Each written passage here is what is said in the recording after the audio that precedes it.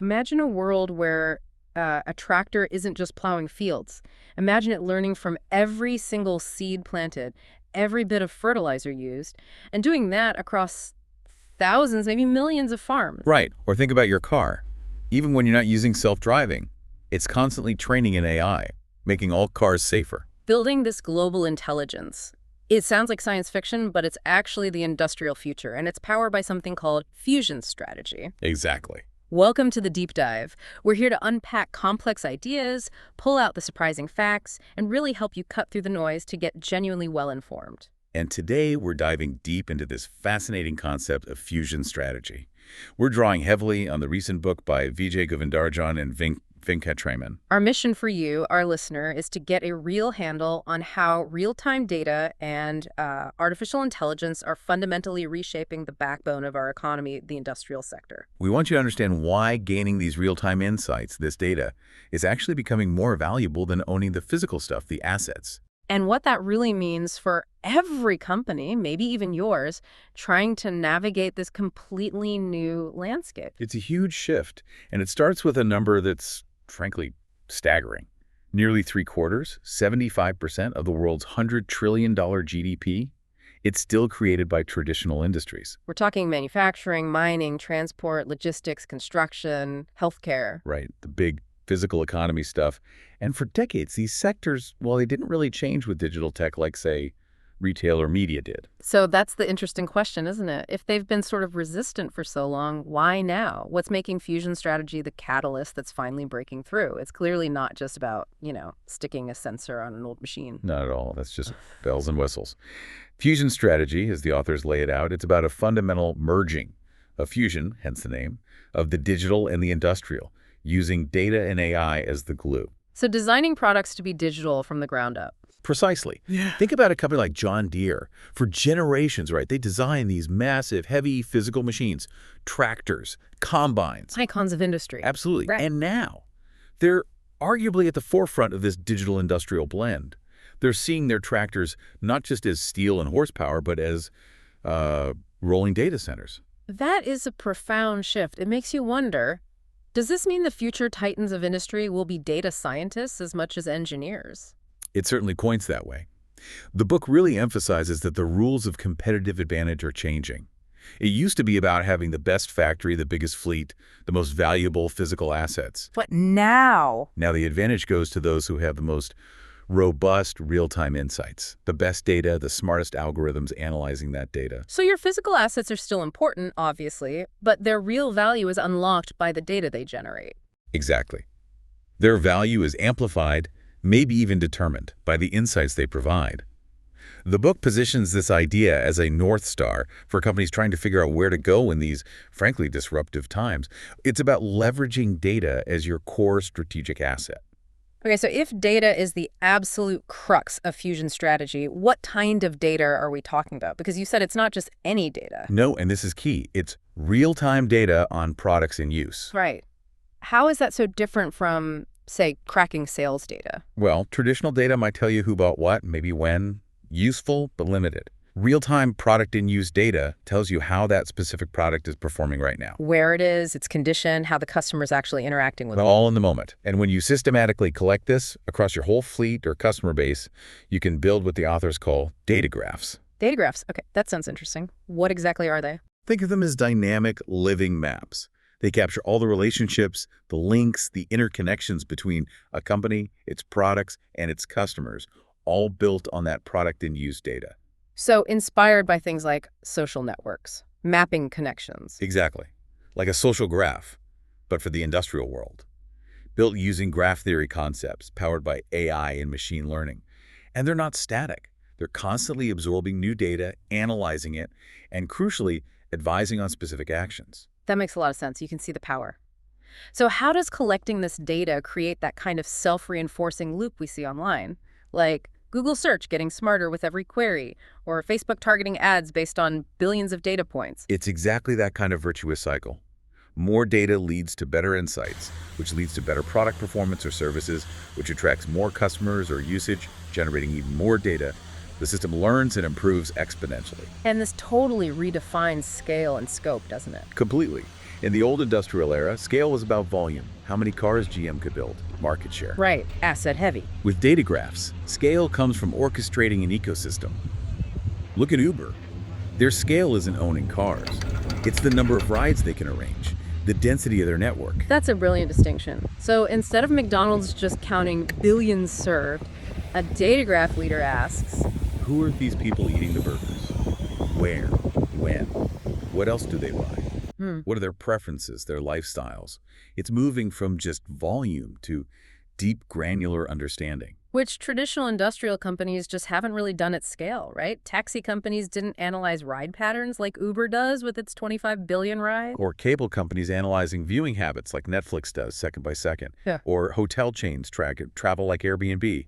The digitals built their businesses on this kind of data analysis. And it's becoming so fundamental that even governments are recognizing it. You mentioned China officially calling data a new factor of production back in 2020. Yeah, alongside land, labor, capital, and technology. That's a major statement about its economic importance. So it's a huge economic shift. Companies used to rely on what systems of record, who bought what. Right.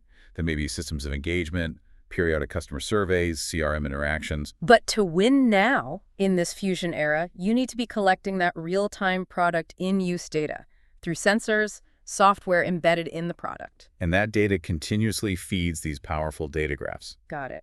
And these data graphs, they have key characteristics that make them powerful. Three main ones. First, scale. Mm-hmm. That's simply the number of nodes, products, customers, locations being tracked, how many data points you have. Okay. Second, scope. How many different attributes are you monitoring in each node? Think of LinkedIn's graph. You're going to track skills, connections, job history, company details. Mm-hmm. That's scope. 800 million professionals, 50 million companies. That's scale and scope. I'm a third. Speed. How fast and how frequently is the data collected and updated? Is it batch process overnight, or is it truly real time? And the richer the data graph, the more scale, scope, and speed, the better your chances of impacting those crucial moments for the customer. Absolutely. That's where the value lies. But data graphs alone aren't the whole story. They're just potential. Right. You need something to make sense of all that data. Algorithms. Exactly. To be truly valuable, algorithms must analyze these data graphs to develop actionable recommendations. Otherwise, it's just a giant pile of data. What kinds of analysis are we talking about here? The authors break it down into 4 types.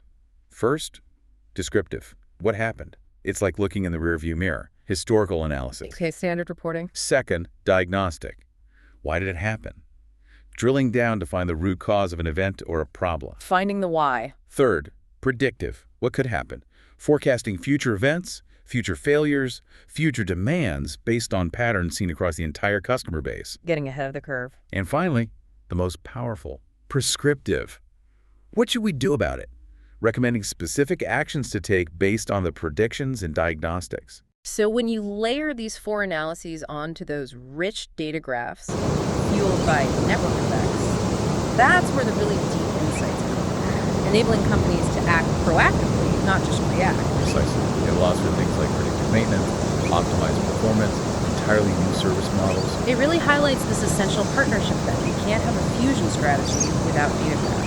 And there's no real business value in data graphs without powerful, authoritative algorithms making sense of them. They're 2 sides of the same coin, built on each other. Absolutely. And this is where something like generative AI or Gen AI really enters the picture as a massive force multiplier. We hear so much about Gen AI for writing text or creating images. And that gets the headlines? Sure.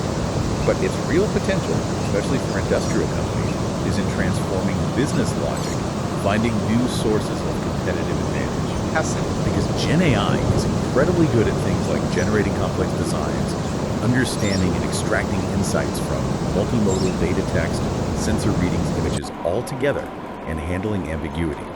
It's almost tailor-made for these asset-heavy, information-rich industrial sectors. Okay, so we have the data graphs, the algorithms, the AI. Let's connect this back to the bigger picture. The book talks about fusion having 5 interlocking strands shaping the industrial world. The first is that physical and digital interlocking, blending functions that used to be totally separate. Right. We touched on this. A modern car is basically a computer on wheels, constantly communicating, updating. Tractors become intelligent agronomists, analyzing soil in real time. Buildings become autonomous systems managing energy, air, security based on who's inside. Seamless integration, the second strand. Humans and machines intertwining, working together, creating new expertise. It's not just automation replacing people. No, it's about collaboration, leveraging collective intelligence. Humans guiding the AI augmenting human capabilities. Think of pilots and sophisticated autopilots, or doctors using AI for diagnostics. It makes sense. Third, physical and virtual worlds interlinking. Through the cloud, digital twins, mixed reality, maybe even metaverses. Yes, using digital twins to simulate performance, test scenarios, predict failures before they happen. This linkage is powerful. It's expected to add maybe 1% or more to global GDP annually over the next decade. Wow. And the fourth strand, which seems to enable a lot of this, is the interconnections among companies. Corporations becoming portfolios of capabilities, working together in ecosystems. Exactly. Because no single company can do it all. Success hinges on partnerships, data sharing, interoperability across company boundaries. These data interconnections make products perform better and enable superior customer service collectively. It paints a picture of a very different industrial landscape. As William Gibson said, the future is already here, it's just not very evenly distributed. That quote is perfect for this. And the automobile industry is probably the clearest example right now of these fusion principles really playing out. Absolutely. I mean, mobility as a service, ride sharing, like Uber or Lyft, that only became economically viable because of real-time data on where cars and customers were, Right. not because they owned millions of cars. Precisely. It shifted the whole model from asset ownership to network orchestration. And look at driverless cars. It's not science fiction anymore. By early 2024, you had autonomous cars from GM's Cruise and Alphabet's Waymo driving around busy San Francisco streets. Not test tracks, real streets. Yeah, Cruise had, 100 driverless cars operating there? It's happening. But the real edge, maybe, belongs to companies like Tesla with their fleet learning approach. Oh, definitely. Since 2016, every Tesla built has this shadow mode. Even when autopilot is off, the AI is simulating driving in parallel with the human. And when the AI's prediction doesn't match what the human actually does? Boom. That data gets sent back to Tesla's AI team. They analyze the discrepancy, use it to retrain the neural networks, and push out updates to the entire fleet. So as Elon Musk said, essentially every driver is training the neural network all the time. That's an incredible continuous learning loop across millions of vehicles. It's immensely powerful.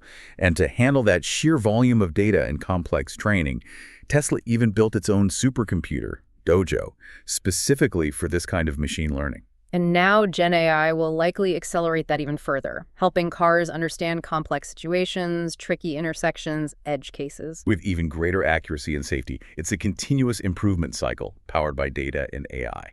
So how are the traditional automakers, the established giants, responding to this? Are they just watching? Not anymore. By 2023, you saw major commitments. Mercedes-Benz, Volkswagen, others. They're all saying we need to become digital engineering companies. They're developing their own operating systems, mastering software. Like Mercedes developing MB.OS, partnering with NVIDIA for the underlying architecture. That's a fundamental shift in their identity, their core competency. And absolutely is. And another critical piece here is ecosystems. It's not just about what one company can build. Automakers are weaving these complex webs of partnerships. GM is working with Honda, Microsoft, even Walmart on delivery. Hyundai partners with Aptiv on autonomous tech and Uber. Even Tesla, known for going it alone, open source some patents, which could theoretically allow others to use their Dojo supercomputer infrastructure. It's all interconnected. And this pattern isn't just cars, right? You see it in precision farming with John Deere, intelligent buildings with Honeywell or Siemens, data-driven aviation. The principles are spreading across the industrial landscape. Okay, let's dig into how these big industrial giants are fighting back using these same principles. It's not just about digitalizing their internal processes anymore, is it? No, the shift now for companies like Honeywell or Schneider Electric is redesigning their core products. The turbines, the control systems, the building equipment, the tractors, the electrical grids to be digital first. Yeah. Designed from the start for real-time data capture and algorithmic optimization. And you mentioned earlier that industrial data graphs are different from consumer ones. How so? What makes them distinct? Several key differences. First, complexity. Industrial data graphs often track far more complex attributes. Think engine vibration frequencies, temperature gradients, material stress levels compared to, say, tracking likes or clicks on a consumer platform. Much more technical depth. Second, mission criticality. If an aircraft engine's data graph signals a problem, failure can have catastrophic fatal consequences. If your Amazon delivery is delayed, it's inconvenient, but different stakes. Lives versus convenience, huge difference. Third, quantifiable benefits. The value generated by industrial data graphs is often directly measurable in dollars and cents. Increased engine uptime for an airline translates directly to revenue. Consumer benefits like reduced churn are often more indirect. Clear ROI. And fourth, monetization. Industrial data graphs generally can't be subsidized by advertising revenue. They have to be monetized by delivering tangible, provable value through those data-driven insights and services. The customer pays because it makes or saves them significant money. Which makes generative AI potentially even more impactful here, right? Because it can handle that complexity and deliver tangible value. Exactly. Gen AI excels at generating complex designs, synthesizing insights from diverse, messy, multimodal data streams, sensors, maintenance logs, schematics, predicting issues proactively, and handling the ambiguity inherent in real-world industrial operations. McKinsey's analysis confirms this. Its biggest potential impact lies in these asset-heavy, information-rich sectors. So if you're an industrial leader, how do you actually use these data graphs and Gen AI effectively? The book lays out 3 crucial rules. Rule number 1, engineer data network effects with tripartite twins. Okay, unpack that. What are these 3 twins? Right, so industrial companies often work with 3 types of digital twins. First is the product twin. This is a virtual model of the product as it was designed. The CAD models, simulations. Product as designed, got it. Second is the process twin. This represents the end-to-end manufacturing process, how the product was actually built. It captures variations, quality checks, supply chain data. Product is manufactured. Okay. Third, and crucial for Fusion strategy, is the performance twin. This digitally represents the product in use out in the real world, tracking its actual performance, condition, operating environment. Product as deployed. And the key is using all 3 together. Yes. By linking these 3 twins, you can continually trace problems back to the root cause. Was it a design flaw, a manufacturing issue, an unexpected operating condition? And crucially, you feed the insights from the performance twin back into improving the design and process twins. Creating that feedback loop. Exactly. That's how you generate powerful data network effects. Rolls-Royce's R2 Data Labs is a great example. They analyze engine performance data from all their airline customers globally. Insights from one airline's engines help improve the maintenance and design for every customer. Every engine sold makes the entire system smarter. That's powerful. Okay, rule number 2, enhance product ontology. What does ontology mean in this industrial context? Ontology here refers to the deep, structured understanding of all the components, relationships, and contexts related to a product or system. It's the underlying knowledge graph. Like how Netflix understands movie genres, actors, directors, user preferences to make recommendations. Precisely. Industrials need to build similarly rich ontologies for their domains. Think about Alphabet's Mineral project. They're building a detailed ontology of plants, collecting data on genetics, soil, weather, growth patterns using computer vision on their rovers. So they can understand farming at a deeper level. Right. Or if an automaker wants to become a mobility service provider, their data graph ontology needs to expand beyond just car parts to include locations, user preferences, traffic patterns, pricing sensitivity. And large language models, LLMs, are key here. Absolutely key. LLMs can help make sense of unstructured data like maintenance logs, identify hidden relationships, and understand the complex reasons behind, say, machine failures, enriching that ontology significantly. Makes sense. And rule number 3, counter with AI at customer moments that matter. This brings back the 4 types of analysis. Yes. Applying descriptive, diagnostic, predictive, and prescriptive analytics to those rich ontology-enhanced data graphs, all coordinated within a framework focused on solving customer problems at critical points. And this leads directly to business results. It does. Back to Rolls-Royce. By analyzing those rich data graphs from all customer engines, scale, scope, speed, ontology, they can design better engines, predict failures earlier, offer tailored maintenance, prescriptive analytics, attract more buyers who know they benefit from this collective intelligence, these feedback effects. That's the data value chain the book talks about, linking data directly to business outcomes, turning potential into real value. Exactly. It's about closing the loop from data collection to tangible results. So this transformation really shifts the strategic focus. Traditional strategy looked at products as sold. Fusion strategy is all about products as used. That's the fundamental reorientation. Which means CEOs need to ask 2 big questions now. What's the reach of our data graphs? Are they actually optimizing customer outcomes? And how rich are they? Do they capture the complexity, the interdependencies? Those are the critical questions. and they lead directly to the four battlegrounds where this fusion strategy will play out. Okay, let's break them down. Battleground 1, the battle of brilliant machines. What's the goal here? The primary goal here is internal focus. Improve the uptime, performance, and efficiency of your company's own machines, making your core products smarter and more reliable. Like Tesla designing its cars to be tracked, updated remotely, constantly learning the computer on wheels. Or Waymo's AI being the brain of the car. Precisely. It's about embedding intelligence directly into the product itself. And the journey to win this battle involves steps like architecting products as fusion first from the start, with open tech stacks like Mercedes is doing. Yes. Then organizing the company around those tripartite digital twins we discussed, so design, manufacturing, and performance data flow seamlessly.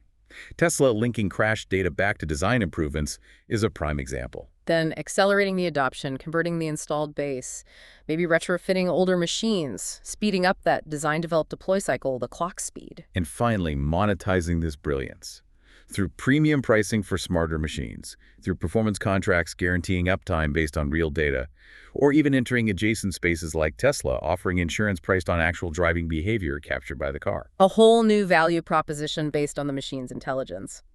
Okay, Battleground 2, the race for remarkable results. How does this differ? Here, the focus shifts outward to the customer's operations. The goal is to enhance customer productivity by deeply embedding data-driven services with your fusion products. John Deere is the classic example here, isn't it? Moving beyond just keeping the tractor running. To directly impacting farm profitability. Their See and Spray technology, using AI vision to target only weeds, directly improves crop yield and cuts chemical costs. Their JD-Link platform learns across all connected farms, providing aggregated insights back to farmers. So the journey here involves architecting services with the digital hooks right into the customer's workflow, like Uber Freight showing truckers real-time shipping opportunities nearby. Exactly. Then, organizing your company to focus on customer outcomes, not just machine sales. Extending your digital twins into the customer's operational context, carefully managing security and privacy, of course. Pooling capabilities, maybe partnering. And accelerating by starting small, maybe. Minimum viable fusion services with keen early adopters, learning quickly. Yes, learn from those enthusiasts. Leverage data exchanges. Maybe make strategic acquisitions like Deere buying Blue River Technology for its computer vision tech or Spark AI. And monetization becomes about sharing the value created with the customer. Unbundled service pricing, performance contracts based on the customer's results, and even competing head-on with pure-play digital service providers like Samsara.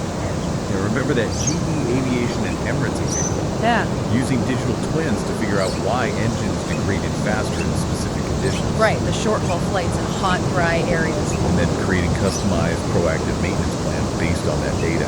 That's a perfect fusion service, solving a specific customer operational problem, creating value for both. It went beyond just simple uptime. That's a fantastic concrete example. Okay, Battleground 3, showdown of smart systems.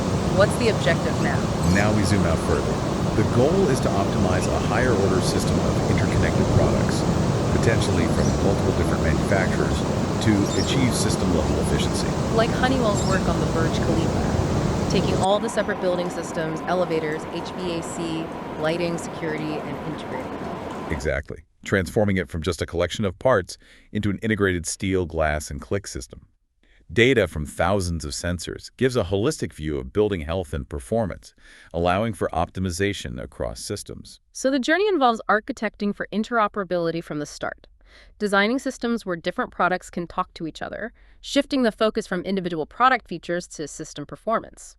Yes, like how smartphones, GPS, and 5G enabled Uber and Lyft to create entirely new mobility systems, integrating drivers, riders, and mapping. Then organizing means unifying different parts of your own company, linking data ontologies across engineering silos, civil, mechanical, electrical, and crucially, looking beyond your company to suppliers and partners in the ecosystem. You have to accelerate by becoming an orchestrator, like Deere in the farming ecosystem or Honeywell in buildings.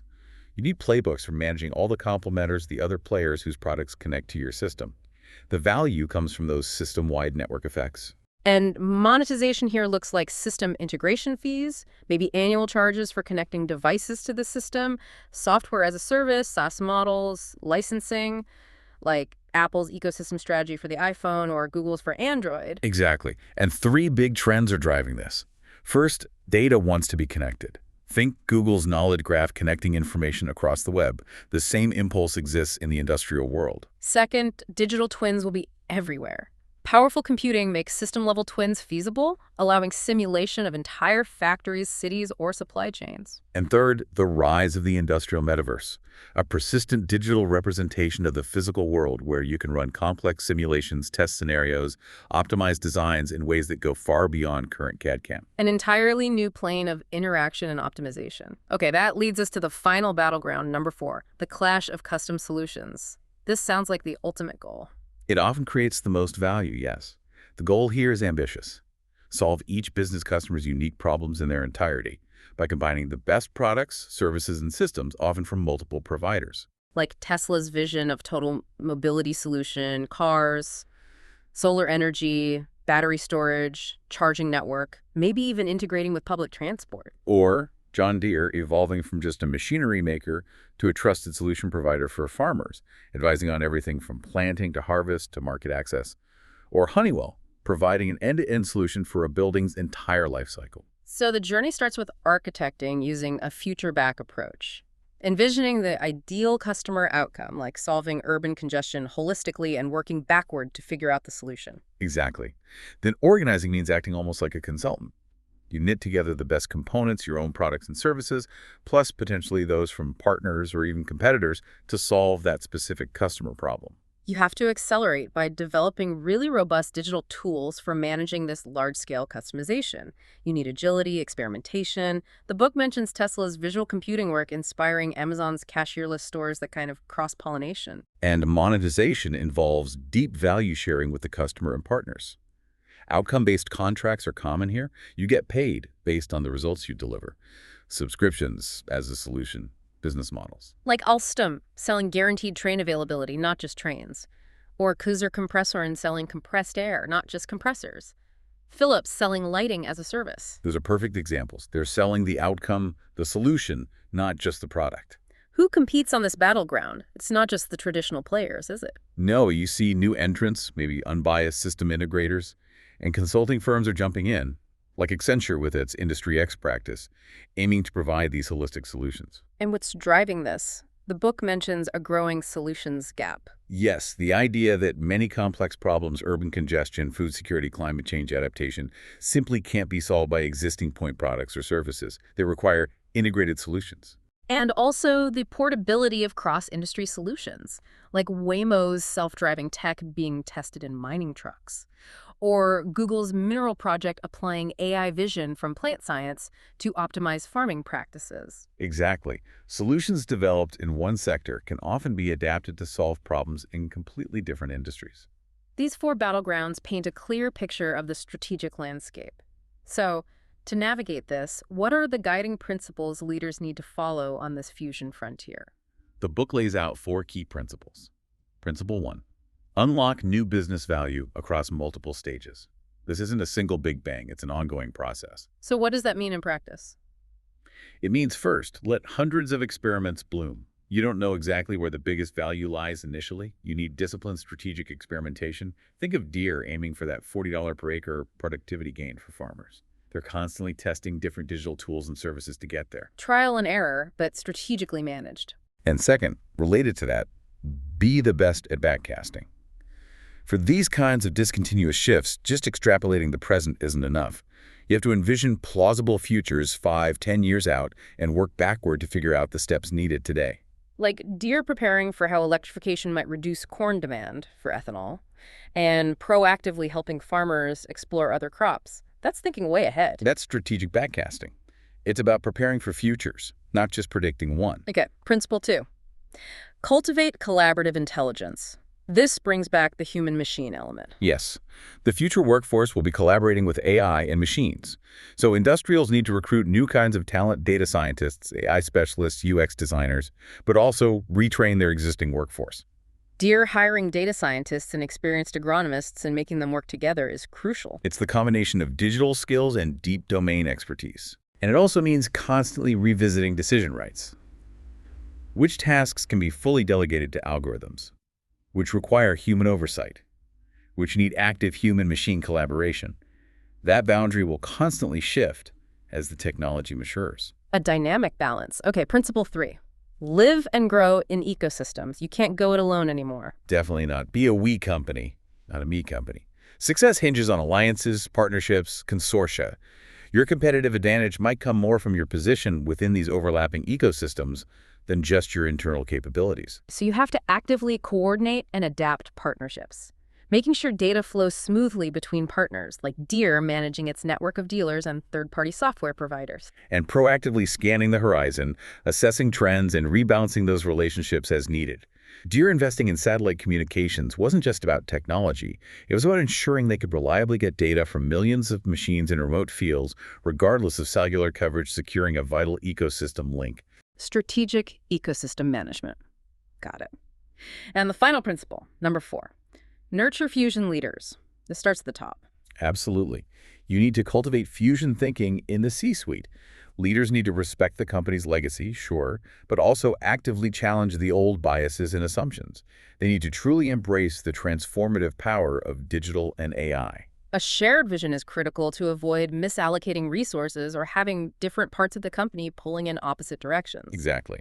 And this needs to be reflected in strategic scorecards. You can't just track units sold or profit margins anymore. You need new metrics: data quality, algorithm accuracy, ecosystem health, maybe even customer trust, privacy, and security, especially as machines become more interconnected.